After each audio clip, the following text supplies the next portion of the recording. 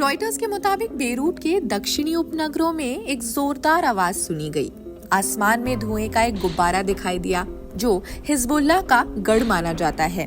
Israeli रक्षा बलों ने एक पोस्ट में कहा, आईडीएफ ने बेरूट में एक हमला किया, टारगेटेड अटैक, जो मार्जनल शम्स में बच्चों की हत्या और कई अन्य इजरायली नागरिकों की हत्या के लिए जिम्मेदार था। अब आईडीएफ ने नागरिक सुरक्षा संबंधी निर्देशों का विवरण देते हुए ट्विटर पर पोस्ट किया। इसका क्षेत्रीय प्रभाव क्या है? इजरायल और ईरान समर्थित ये समूह हिजबुल्लाह के बीच व्यापक क्षेत्रीय युद्ध के परिणाम स्वरूप ही बेरूट से और आने वाले लगभग सभी अंतर्राष्ट्रीय उड़ानों को रद्द कर दिया गया। हिजबुल्लाह के समूह द्वारा गोलान हाइट्स पर कथित हमला, जिसे उन्होंने बार बार नकारा है। इजरायल की बेरूट में इसकी प्रतिक्रिया ऐसे समय में आई है जब ईरान के इस्लामिक रेवोल्यूशनरी गार्ड कॉर्प्स ने एक बयान में पुष्टि की है कि तेहरान में हमास चीफ इस्माइल हानिये के घर पर हमला हुआ, जहां उनकी और उनके एक बॉडीगार्ड की मौत हो गई है। इस्माइल हानिये ईरान के सुप्रीम लीडर से मिलने और ईरान के नए राष्ट्रपति मसूद पेज़ेश्कियान के शपथ ग्रहण समारोह में शामिल होने के लिए तेहरान आए हुए थे। फिलहाल इस मामले की जांच जारी है। इस्माइल हानिये हमास के मौजूदा चीफ थे, जिन्हें 6 मई 2017 को हमास ने खालिद मशाल की जगह अपना प्रमुख चुना था। हानिये की पैदाइश गाजा के एक शरणार्थी शिविर में ही हुई थी।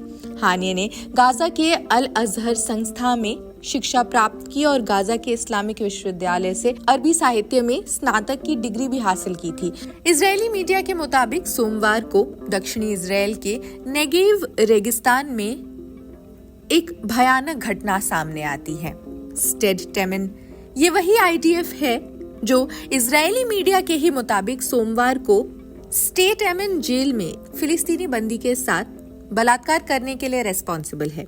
इजरायल के ही एक प्रसारक कैन ने एक अनडिस्क्लोज सोर्स का हवाला देते हुए कहा कि बंदी को ऐसी गंभीर चोटें आई हैं जिसकी वजह से वो अब चल नहीं पाएंगे। इजरायली मिलिट्री रेडियो के अनुसार 10 सैनिकों को इसी भयानक कृत्य की जांच के हिस्से के रूप में पूछताछ के लिए हिरासत में ले लिया गया है। इजरायली मानव अधिकार संगठनों द्वारा स्टेट एमन जेल को बंद करने के लिए दायर एक याचिका पर फिलहाल इजरायली सुप्रीम कोर्ट विचार कर रही है, लेकिन चिकित्सा का अभाव एक गंभीर स्थिति पैदा कर रहा है। 7 अक्टूबर 2023 से इजरायल के इसी जिद की वजह से सेना ने हजारों फिलिस्तीनियों को हिरासत में लिया, जिसमें महिलाएं, बच्चे, चिकित्सा कर्मी सभी शामिल हैं। हाल के महीनों में सेना ने गाजा से दर्जनों फिलिस्तीनी बंदियों को खराब स्वास्थ्य स्थितियों में भी रिहा किया, जिनकी बॉडीज पर टॉर्चर के निशान मिले। यूएन के इमीडिएट सीजफायर की मांग वाले प्रस्ताव को दरकिनार करते हुए इजरायल को गाजा पर उसके जारी बर्बर ऑफेंस के चलते अंतर्राष्ट्रीय स्तर पर निंदा का सामना करना पड़ रहा है। अंतर्राष्ट्रीय स्तर पर कड़ी निंदा का सामना करना पड़ रहा है। 7 अक्टूबर 2023 के इसी हमले के बाद स्थानीय स्वास्थ्य अधिकारियों के अनुसार 39,360 से अधिक फिलिस्तीनी मारे गए हैं, जिनमें ज्यादातर महिलाएं और बच्चे शामिल हैं और 90,900 से ज्यादा घायल हुए हैं। 9 महीने से ज्यादा युद्ध के बाद गाजा के बड़े हिस्से खंडहर में बदल गए और भोजन, साफ पानी और दवाओं की नाकाबंदी जारी है।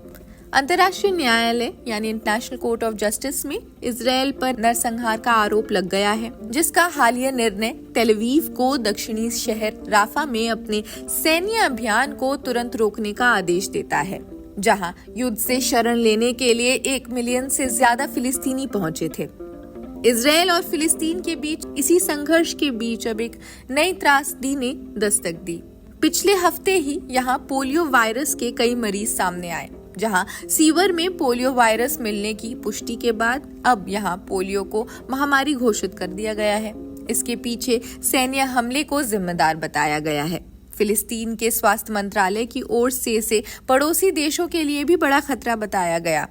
इस जानकारी के सामने आने के बाद WHO भी अलर्ट हो गया है। यूनिसेफ की मदद से इस इलाके में पोलियो वायरस टाइप 2 का पता चला। रेफ्यूजी कैंप्स के सीवेज में ये वायरस मिला था। गाजा पट्टी घनी आबादी वाला इलाका रहा। युद्ध के बाद पीने की पानी की काफी किल्लत पड़ी।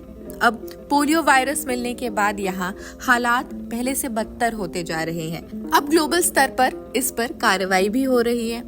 यहाँ सीवेज नेटवर्क को ठीक करने के लिए भी काम शुरू किया गया है। यहाँ के सीवेज नेटवर्क को भी सुधारने के लिए काम शुरू हो चुका है। खैर, इस खबर में बस इतना ही। देश दुनिया की सभी खबरों के लिए जुड़े रहिए जनसत्ता के साथ। शुक्रिया।